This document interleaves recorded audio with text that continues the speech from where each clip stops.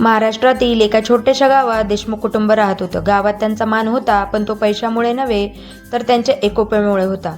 त्या मोठ्या वाड्यात आजोबा गोविंदराव, आजी शांताबाई आणि त्यांचे 2 मुलं आणि सुना, नातवंड आणि इतर नातेवाईक असे मिळून जवळपास 20 जण राहत होते.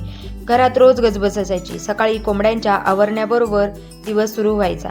आजी देवापुढे दिवा लावायची, तर नातवंड अंगणात खेळत असायची.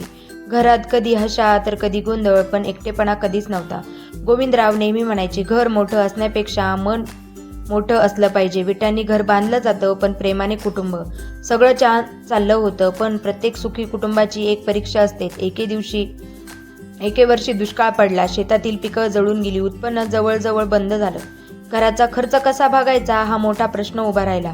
राम खूप चिंतेत होता. बाबा, यावेळी परिस्थिती खूप वाईट आहे. कर्ज कसं फेडायचं? गोविंदराव शांतपणे म्हणाले. संकट हे कुटुंब तोडण्यासाठी नाही, तर एकोप्याची परीक्षा घेण्यासाठी येतं. त्या दिवसापासून घरातील प्रत्येकाने जबाबदारी उचलली. महिलांनी पापड, लोणचं बनवून विकायला सुरुवात केली, तर मुलांनी शिकवण्या घेऊन थोडी कमाई केली. श्यामने दुकानाचा वेळ वाढवला. काही महिन्यात परिस्थिती सुधारू लागली. मात्र संकट संपलं नाही. गावात राहणाऱ्या एका नातेवाईकाला देशमुखांच्या एकोप्याचा हेवा वाटत होता. त्याने 2 भावांच्या मनात गैरसमज निर्माण करायला सुरुवात केली. राम जास्त मेहनत करतो, पण फायदा सगळे घेतात. श्यामच्या कमाईवर सगळे घर जगतात. हळूहळू दोन्ही भावांमध्ये मनात शंकेचे बीज पडू लागलं. दोघे दिवस वाद झाला. पहिल्यांदा घरात मोठ्याने आवाज चढले. आजीच्या डोळ्यात पाणी आलं. गोविंदराव काही बोलले नाही. दुसऱ्या दिवशी त्यांनी सगळ्या कुटुंबाला अंगणात बोलवलं. त्यांनी प्रत्येकाला एक काठी दिली. ही मोडा. सगळ्यांनी सहज मोडली. नंतर त्यांनी काठ्यांचा मोठा जुगाड केला आणि हा मोडा कोणालाच जमलं नाही. गोविंदराव म्हणाले, एकटी काठी सहज मोडते, पण अनेक काठ्या एकत्र असतील तर त्यांना मोडणं कठीण असतं. माणसांचंही तसंच असतं. सगळ्यांनी डोळे खाली गेले.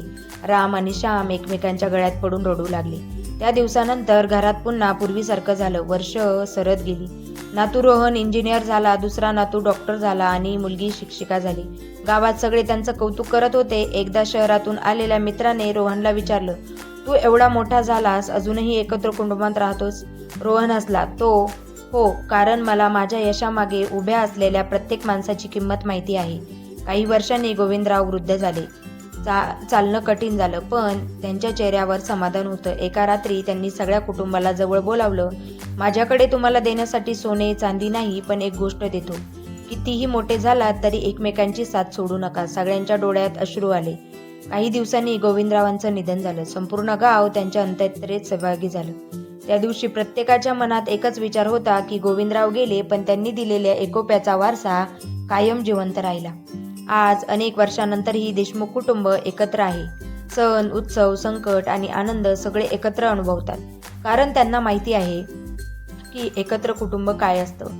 हा व्हिडिओ कसा वाटला नक्की कमेंट करून सांगा आणि तुमच्या कुटुंबासाठी माझ्या कमेंटमध्ये एक रेड हार्ट नक्की पाठवा. धन्यवाद.